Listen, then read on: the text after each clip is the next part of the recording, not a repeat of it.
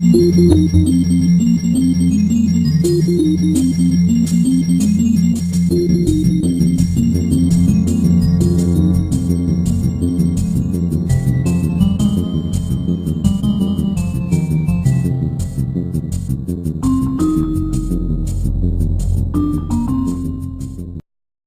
everyone. Once, dragons and men coexisted. Giant space. They shared a peace forged in wisdom.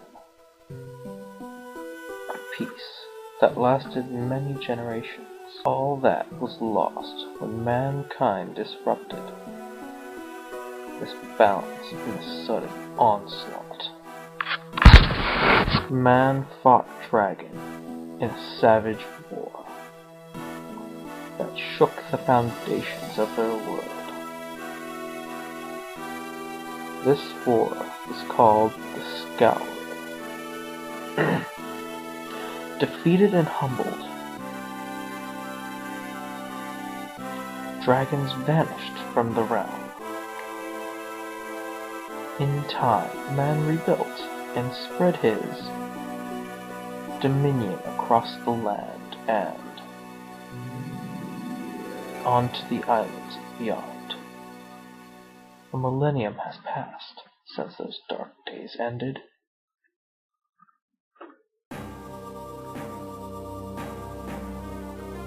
Fire Emblem.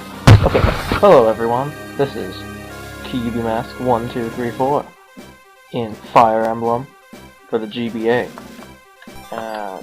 Oh, cool, I did that. Awesome, okay. We're gonna have a new game. Yeah, this is my first LP I'm gonna be doing for 16-bit winter, which is going on. Yeah, I don't really care. Which is going on for other LPers and everything. Yeah, why not? Okay. Let's see. My name, obviously. You. Okay, what to say?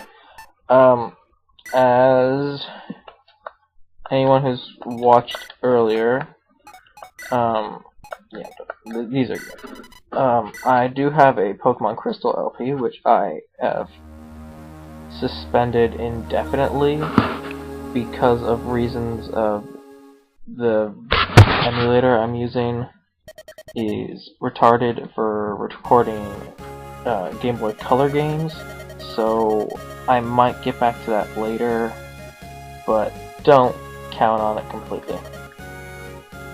But ignoring that, this is Fire Emblem.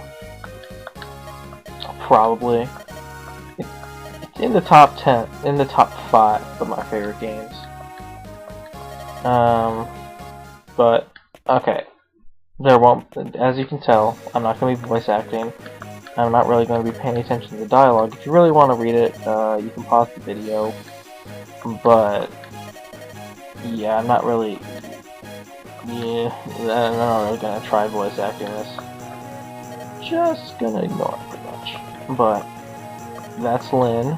Lynn is a swordswoman, technically called a lord, but that's beside the point. Okay, I will explain this. Okay. See Lynn? See how she's blue? Blue means she's a unit you can control. See how these guys are red? Red. Bad. That means they're the villains. So let's click on Lynn. I should have unlocked hard mode. I really don't care about the prologue. But I haven't unlocked it on this emulator yet, so sad face. So it's gonna drag me by the balls for a while. Okay, I wanted to explain that. Okay, so you move and okay, shut up. Okay, shut up, game. I will explain it, game. Okay, see this blue area? That is your movement range. You can move anywhere within that blue area. at all. And the red squares on the outside of the blue area, that is your attack range. Those are the squares you can attack inside your blue range too. But because Lynn is a swordsman user thing, she has to stand next to them.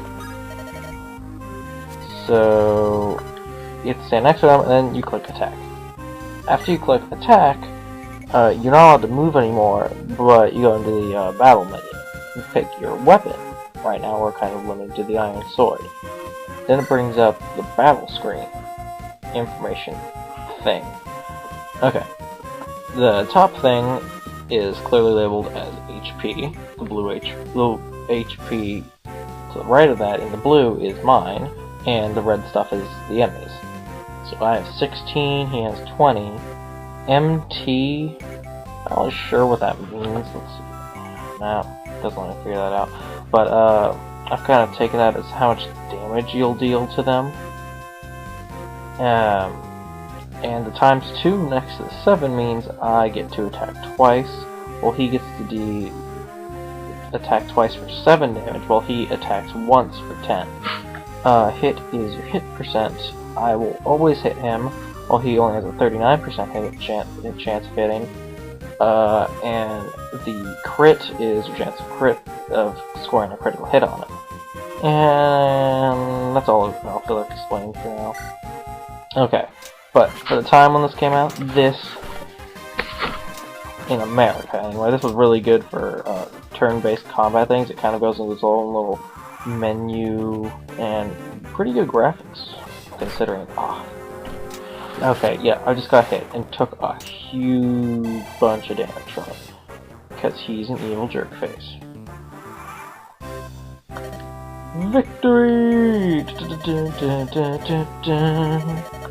Okay, I will now explain vulnerabilities. First, we're going to move up some. No one cares what a gur is. Not even you should care what a gur is. Ignore what a gur is. They will never be mentioned ever.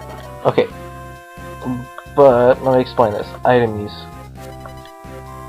Okay, when you stop moving and get to your area where you want to stop or something, you can instead go to item, where it shows what items you have.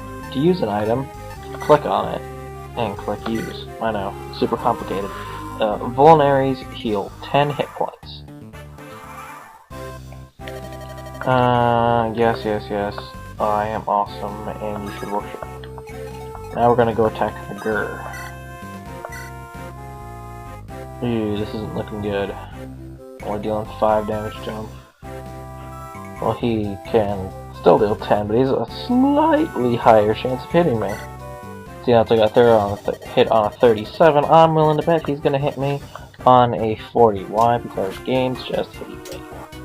See, it's like I was psychic or something. But yeah, now we're in trouble because since I attacked, I can't move anymore. Which means if he hits me this next time, I'm totally screwed. Ah, yes, and because he's standing on the Gur, that means he gains a small amount of hit points. Ah, and that is probably one of my favorite mechanics of this game. As you saw, Lynn just did this super cool animation. That means she successfully scored a critical hit. See, she only has a 1% chance. That definitely wasn't scripted or anything. Shut up. Yeah, that means a critical hit means if it's a success, you deal times 3 damage. Straight up awesomeness. And oh man, I didn't want to go into that, but okay. As you saw from that last battle. Okay, I want to. No, I don't. No. No, go. Fine, whatever. As you saw, she leveled up from that. Leveling up. Why did I just press? Leveling up lets you increases your stats by a random amount, which is really cool because every time you go through the game, that means you're playing through a slightly different playthrough because your stats are randomly increased. Kind of cool. So pretty much Lynn is asking it to come with us to travel. We're asking her to get permission, And she brings up her backstory of how her family and friends are all dead. Kind of a bummer. A little bit of a buzzkill, but we could deal with that. But yeah, for time purposes, I'm not going to be going through the dialogue. I'll be kind of summarizing it. Because I still have a 15-minute time limit because I haven't put out a whole bunch of videos yet. So yeah, I don't have time to go through all the dialogue and everything. It's just too much because this game has a really in-depth plot after like chapter 10, but that's beside the point. Well, this game's kind of weird. It's like divided into two plots. It's freaky, man. But as you can tell, we have successfully beaten the prologue, A Girl from the Plains. I'm not going to save on screen in case something happened to the recording. So I will... should I have a catchphrase? An ending outro, you could say? I don't know. Leave it in the comments. But yeah, I will see you guys in part 2 of my Fire Emblem LP. See ya.